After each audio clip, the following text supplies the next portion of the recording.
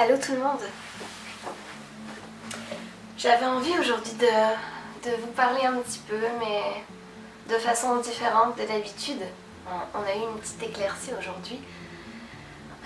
Tant mieux, hein? On a tellement de pluie ces temps-ci, vous le savez sûrement si vous êtes au Québec, mais si vous êtes en France, on a beaucoup de Québécois qui sont présentement dans les inondations, puis c'est quelque chose de terrible. On a une petite pensée pour vous aujourd'hui, puis on espère que vous allez vous en sortir, vraiment. Alors ça va être une vidéo blabla dans laquelle j'avais envie de parler de musique. J'ai acheté plein de CD ces derniers jours. Alors j'ai acheté, ça c'est genre mes achats depuis environ un mois et demi. J'ai acheté vraiment beaucoup de CD. J'ai acheté Philippe Bergella, Kelly Clarkson, Monsieur Aznavour, Phil Collins, Linda Lemay, Michael Jackson.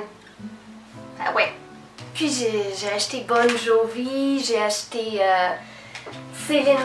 En fait, j'ai acheté Céline parce que vous le savez sûrement pas, mais ces derniers temps j'ai beaucoup déménagé. Hein, je l'ai dit dans quelques-unes de mes vidéos. Puis quand je suis partie en 2012 de la Belgique, j'ai laissé comme toutes mes affaires à une personne que je n'ai malheureusement jamais revue. Donc dans ces cartons-là, il y avait en l'occurrence toutes mes CD. J'en avais au moins 200. Alors ils sont pour la plupart dans mon ordinateur enregistrés, mais je n'ai plus les versions CD. Puis pour moi c'est super important d'avoir les CD avec la pochette, avec les paroles, les photos. Fait en ce moment je suis en train de racheter beaucoup de mes CD que j'avais déjà comme Céline. C'est sûr que je l'avais déjà acheté, hein? En grande fan que j'étais, j'avais à peu près 30 albums de Céline.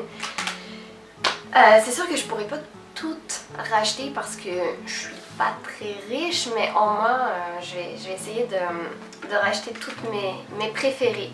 C'est déjà ça. Là où je voulais en venir aujourd'hui, c'est que c'est important d'acheter des CD encore plus aujourd'hui. Les artistes n'ont jamais eu autant besoin de nous. Les artistes ici vendent très peu d'albums. Vous n'êtes pas sans savoir que partout dans le monde, les ventes de disques ont vraiment baissé. Bon, la faute à Internet. En France, on est encore capable de faire de belles ventes, mais ici au Québec, ils sont juste 8 millions. Puis un artiste québécois qui vend 40 000 albums aujourd'hui, c'est comme waouh, c'est un gros hit, c'est vraiment très bon. En France, on pourrait dire que c'est un flop. Parce que forcément, on est comme quasiment 8 fois plus nombreux. En tout cas, on est vraiment plus nombreux qu'au Québec. C'est vraiment pas drôle d'être artiste aujourd'hui au Québec. Les artistes ici, ils ont de la misère à passer en radio pour beaucoup d'entre eux. En tout cas, comme en France, je dirais, c'est quand même beaucoup toujours les mêmes qu'on entend. Puis tu sais, il n'y a plus énormément d'émissions de variété. Tu vois, les émissions comme avec Michel Drucker, là, Tapis Rouge et tout ça.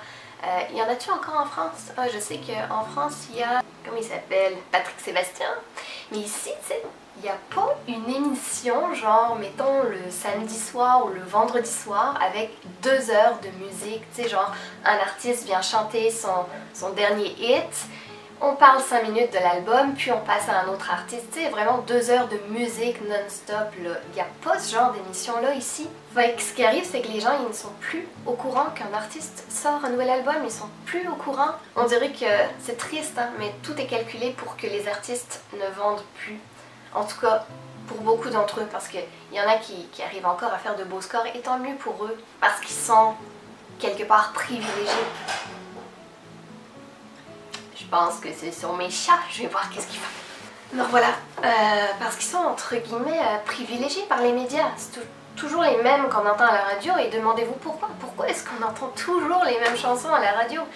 Tout simplement parce qu'il y a des artistes qui sont capables de payer pour passer en radio. Tiens, je te donne 1000 piastres, puis tu vas me passer en radio.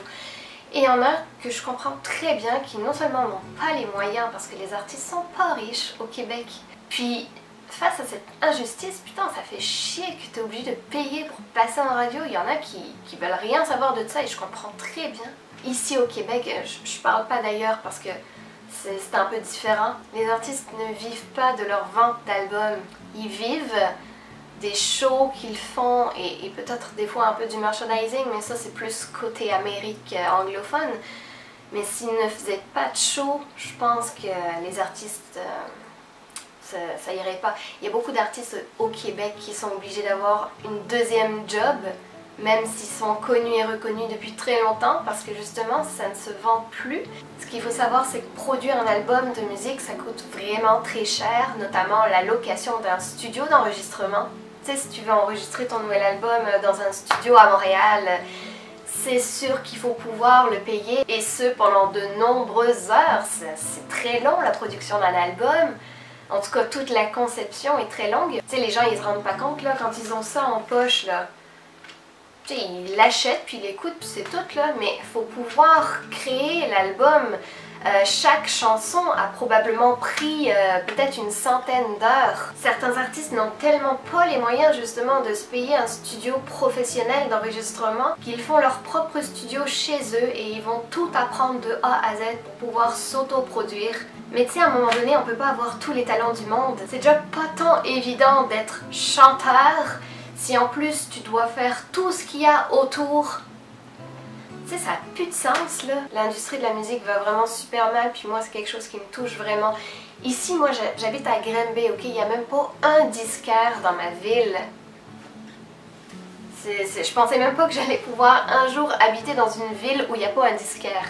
Tu sais, si je veux acheter un album, ici à Granby, je peux aller chez Walmart. Mais s'il n'est pas chez Walmart, ben, tu sais, je dois aller à Montréal ou je dois commander sur internet. On est rendu là. Pas mal. Puis ça m'attriste beaucoup. HMV, une grande enseigne ici au Québec, a fermé ses portes définitivement, a posé la clé sous le paillasson en avril. C'est d'ailleurs là que j'avais trouvé le nouvel album de Bon Jovi à 7 $. C'était vraiment donné, ça n'avait pas de bon sens. Ils donnaient tout là, tu sais. Ben, ils donnaient. Ils vendaient à prix très très réduit tout ce qu'ils avaient, puis ça m'a fendu le cœur qu'une grosse enseigne comme ça ferme ses portes, parce que ça veut vraiment dire que le monde ne prenne plus la peine d'acheter, d'encourager leurs artistes qu'ils aiment parce qu'ils l'écoutent sur YouTube ou ailleurs. Mais n'aimez-vous pas, vous, avoir le format comme ça avec le CD que vous allez pouvoir insérer dans votre voiture ou je ne sais où, pouvoir feuilleter un album et lire les paroles en même temps que l'album? Moi c'est quelque chose que j'aime vraiment beaucoup personnellement. Je comprends pas que les gens comme veulent plus acheter de disques. Ça a des répercussions énormes dans la vie des artistes, notamment au Québec, parce que comme je vous le disais, ils sont très peu nombreux par rapport en France ou par rapport aux États-Unis ou ailleurs. Déjà que même sur une vente d'album, tu gagnes rien, tu gagnes pas grand-chose. Mais je pense que pour l'artiste, de savoir que tu as pris la peine d'aller acheter son album, c'est sûr que ça lui fait plaisir et il faut le faire en premier pour ça, je dirais. Tu sais, quand tu vas à la rencontre d'un artiste et que tu lui tends l'album à signer, je pense qu'il n'y a rien de plus plaisant pour un artiste que de voir ça, même si ça ne leur apporte effectivement pas énormément d'argent ou presque rien. Mais ça leur donne quelque part l'envie de continuer, parce que beaucoup d'artistes québécois ici se demandent « mais dois-tu continuer ou j'arrête tout ou comment ça se passe? À quoi bon? Si je passe pas la radio, si je passe pas la télé, si très peu de personnes sont au courant que je sors un album, à quoi bon ?» Et moi, ça vient me chercher parce que j'aime la musique, j'aime les artistes, j'aime les encourager depuis toujours. J'ai toujours été fan, j'ai toujours acheté tous les albums ou quasiment des artistes que j'aime.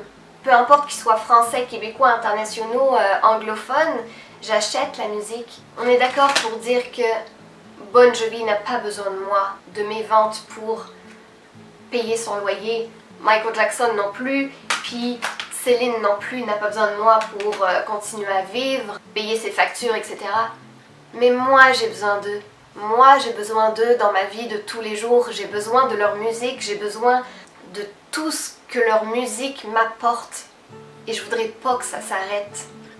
Je voudrais pas qu'un jour plus aucun disque ne se fasse version comme ça, tu sais. J'ai jamais de ma vie acheté un album sur iTunes ou quoi. De toute façon, moi, tout ce qui est je suis contre. Moi, je suis team Samsung et pas team iPhone, mais bref, ça c'est un autre débat. Mais comme je vous le disais, pour moi, c'est important d'avoir la version CD et pas la version MP3. De toute façon, ils toucheront pas plus, même si tu achètes sur iTunes, les artistes ne toucheront pas plus d'argent.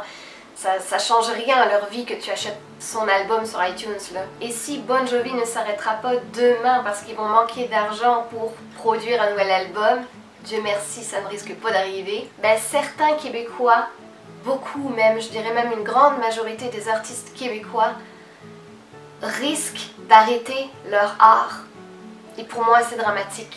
Et à tous ceux qui disent « Oh, mais là, les artistes, là, ils sont plus riches que moi. » Non, non. En tout cas, pas les artistes québécois. Sache que eux aussi, ils ont du mal à joindre les deux bouts. John Bon Jovi est plus riche que toi. Céline est plus riche que toi. Mais sache que cet argent est mérité parce qu'ils ont travaillé très fort pour en arriver là où ils sont aujourd'hui. Et je leur souhaite encore des millions pour tout le bonheur qu'ils m'apportent à chaque jour grâce à leur art. C'est important d'encourager nos artistes parce que demain, s'ils arrêtent, qu'est-ce que vous allez faire? On est très nombreux, on est même une grande majorité des gens à consommer de la musique à tous les jours. Achetons leur album et déplaçons-nous à leur show. Allons les voir, allons les encourager parce que c'est comme ça qu'ils vivent, c'est ça qui les font tenir et qui leur donne le goût de continuer et d'avancer parce que sans ça, ils auraient arrêté depuis longtemps. Aujourd'hui, les artistes, pas seulement les nouveaux, mais même les plus anciens, ils pensent au sociofinancement pour leur album. C'est quoi le sociofinancement? C'est tout simplement une autre façon de produire et de ramener de l'argent pour pouvoir faire un nouvel album. Ils font participer les fans, comme notamment l'a fait Annie Villeneuve il n'y a pas longtemps, qui a fait tout un gros débat. Oh my god, c'est ses fans qui vont payer son nouvel album. En fait, si vous voulez, c'est comme vous participez en donnant un certain montant d'argent et l'artiste promet, mettons, d'aller vous porter votre album dédicacé directement chez vous en personne. Ou alors ça peut être certains privilèges, certaines rencontres, certaines choses comme ça. C'est ça 2017. C'est ça l'industrie de la musique. Et ici au Québec, ça fait dur, c'est triste. Fait que j'espère que je vous aurai convaincu d'aller acheter des albums, hein, d'aller vous déplacer en show, voir les gens. Parce qu'il ne faut pas oublier que même les shows, ce qui, je vous disais tantôt, rapporte probablement beaucoup plus d'argent pour eux que la vente d'albums, même les salles ont du mal à se remplir. Pourquoi les artistes font autant de concours sur leur page Facebook pour gagner des places de concert? Ben parce qu'ils n'ont pas envie de voir une salle vide ou quasiment vide. Tu sais, ici, au Québec, il n'y a pas de grosses salles de spectacle comme en France, par exemple. Ici, les salles de spectacle sont quand même beaucoup plus petites parce que ça va avec la population forcément. Certaines salles sont même petites comme des salles de cinéma, vous voyez le genre. Il y a le Centre Bell à Montréal, mais il y a très peu d'artistes québécois qui vont le remplir. Hey, je m'attendais pas à un tel débat aujourd'hui. En tout cas, ben, je pense que j'ai tout dit, tout ce que je voulais dire. Merci de m'avoir écouté, puis si ça vous tient à cœur tout autant que moi, partagez la vidéo. Si ça peut faire allumer une petite lumière à quelqu'un, ben, j'aurais pas parlé pour rien. Bye bye tout le monde, prenez soin de vous.